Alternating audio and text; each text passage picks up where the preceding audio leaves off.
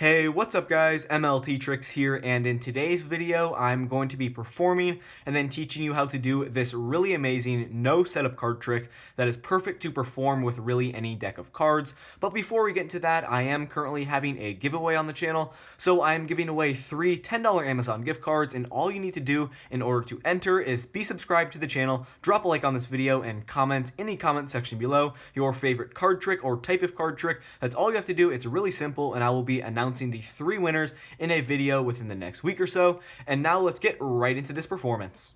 Okay, so since this is a no setup card trick, I would start off by handing the deck over to my spectator, and they could shuffle up the cards as much as they want to until they are satisfied. So once my spectator is done shuffling up the cards, I would ask for the deck back, and I'm going to go through the cards to myself off camera here and make 2 predictions. And what I'm going to do to mark my predictions is just turn 2 cards face down in the deck, and I will show you guys once I am done here.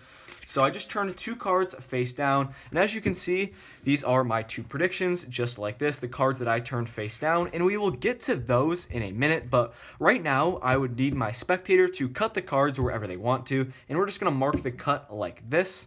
And before we move on, I'm going to do a recap of what we have done so far. So I started off by handing the deck over to my spectator. They could have shuffled the deck as much as they wanted to until they are satisfied.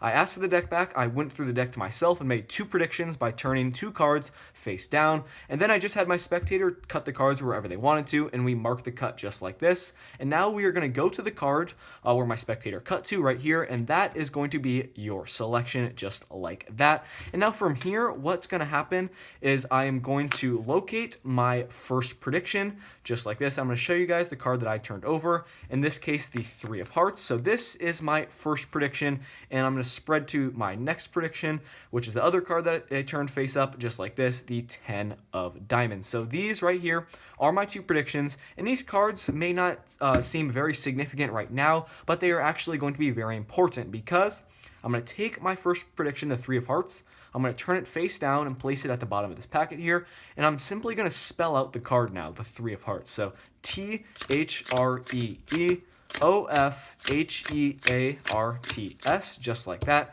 And I'm going to do the same thing with my second prediction here, the 10 of diamonds. We're going to place it at the bottom and just spell it out.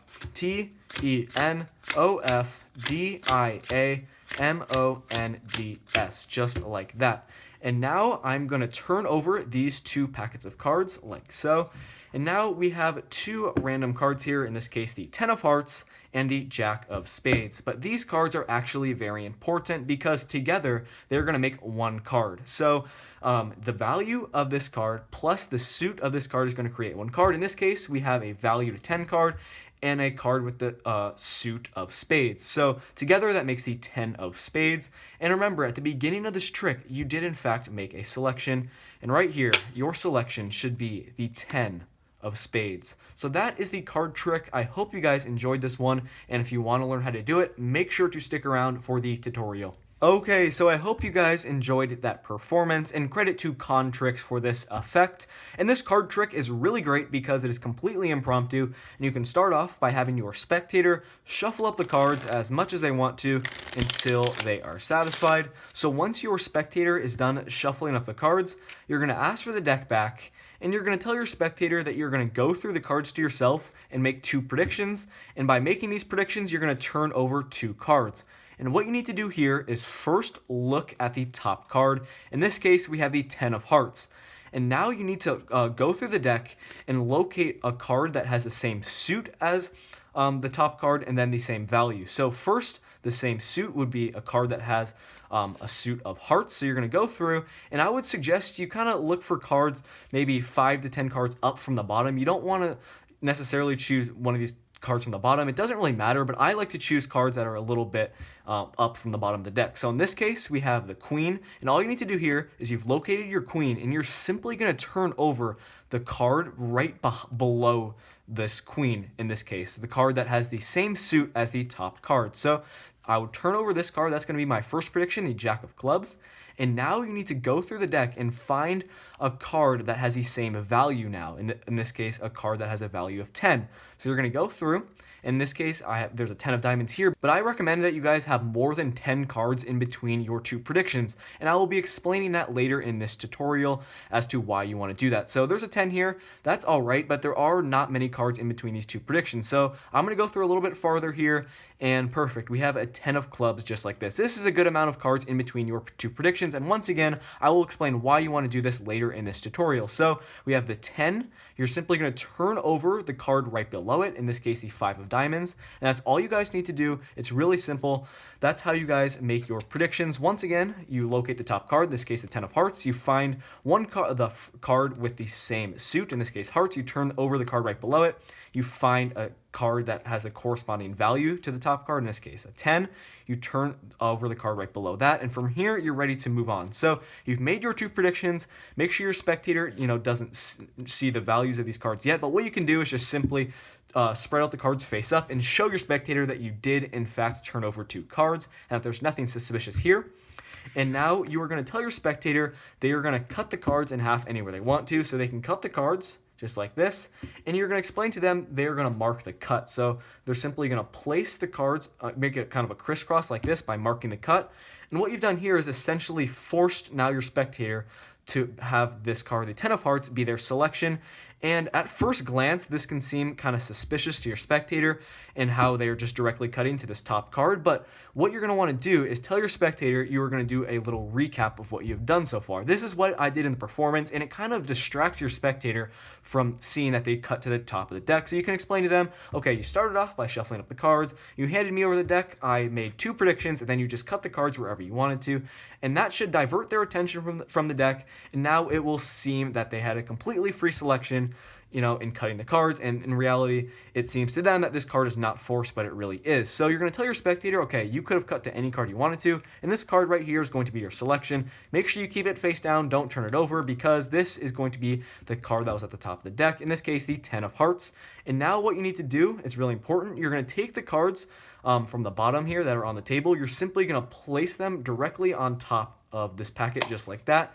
And from here, you're ready to move on. So you're going to tell your spectator you're going to go through the deck and show them your two predictions. So you're just going to spread through the cards, and once you get to the first face-up card, which is going to be that card that you turned over originally, in this case the 5 of diamonds, you're going to bring it right to the top just like that. So one more time here, you're spreading through. You get to the first face-up card, which is going to be that card you turned over face down. You simply bring all these cards to the top, and then you're going to tell your spectator you are going to spread through and find your second prediction, which is going to be the second card you turned over, and right here that is going to be the Jack of Clubs. You're going to square these two piles up and separate them like this. And now I'm going to explain why it is good to have at the beginning of the trick, when you're making your two predictions, why it's good to have a lot of cards in between, because the less cards you have, let's say there's only this amount of cards in between the two piles, and you're going to need to spell out the 5 of diamonds, and you guys will see here, if we bring the 5 to the bottom, you're not going to have enough cards to spell out the 5 of diamonds. So that's why it is good to have I would say at least like 12 cards in between your two predictions at the beginning of the trick. So that's why you want to do that. So you split the two packets just like this. You're going to tell your spectator, okay, we have the 5 of diamonds, the Jack of clubs, and you're going to tell them you are going to take your first prediction, the 5 of diamonds, you're going to place it at the bottom of the deck. And the next card now is going to be the card that you had at the beginning, which is going to be the value, that card that corresponds to the card which is going to be their selection, in this case the 10 of clubs. And now you're going to explain to them you're just going to simply spell out their card. And what you're doing here is you're going to spell out their card FIVEOFDIAMONDS.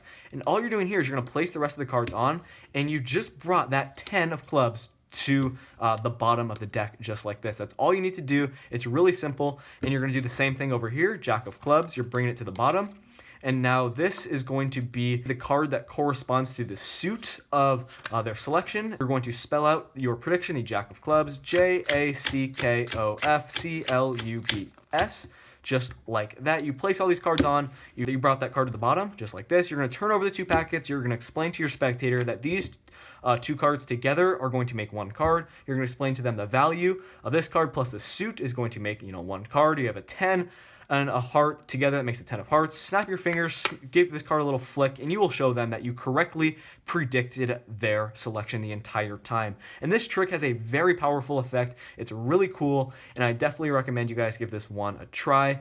And what I'm going to do right now is explain a situation that could happen at the beginning of this trick while you guys are trying to make your prediction. So I'm just going to go over that right now really quickly. Okay, so I have a scenario right now that could happen. However, it is unlikely, but this could happen while you guys are trying to make your prediction. So for example, we have the Jack of Spades at the top of the deck. You're going to go through, you find, okay, 9 of Spades, perfect, that corresponds to the suit. You would turn over the 8 of Hearts, and now you need to find another Jack. But what happens if the 3 Jacks are just like this? It could happen, guys. They might be, really close together after your first prediction, and this could create some problems because, like I mentioned, you want to have as many cards as possible in between your 2 predictions, but obviously right now we can't do that because the card that we'd have to turn over is right here, and there's only 3 cards now in between your 2 predictions, and this really won't work, honestly, for the trick, so you need to be prepared for this. But if this does happen, once again here, guys, it is unlikely. You're just going to want to casually, okay, you recognize this, just casually give the cards a quick mix-up, and then go through it again, and that it really won't happen again. It could happen once in a while. Just make sure you're prepared for it. Casually mix up the deck, and your spectator really will not think much of it. So I just want to let you guys know that could happen while you're performing this trick. That is really the only downfall of this card trick, but other than that, it is quite simple to perform, and it has a very powerful effect on your spectator. So that is going to do it for this video. I hope the tutorial made sense for you guys. Let me know if you have any questions in the comment section below, and make sure to enter the giveaway. And thank you so much for watching. I will see you guys in my next video. Peace out.